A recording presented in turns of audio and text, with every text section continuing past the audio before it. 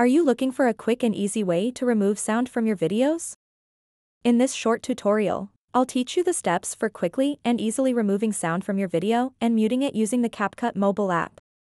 So make sure to watch this video until the very end to understand the tutorial properly.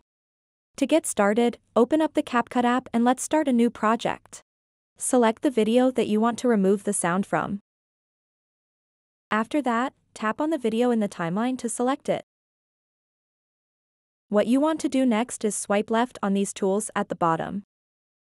And you'll see the volume option. So go ahead and tap volume. And now you have the ability to adjust the volume. So if you want to remove the sound from your video, simply move this slider to 0. And then tap on the check mark at the bottom right to save changes. So now you've successfully removed the sound from the video and muted it. There is another way to remove sound from your video using the CapCut app. Tap on the video to select it, then swipe these tools at the bottom, and then tap Extract Audio. After that, tap on the audio track just like this.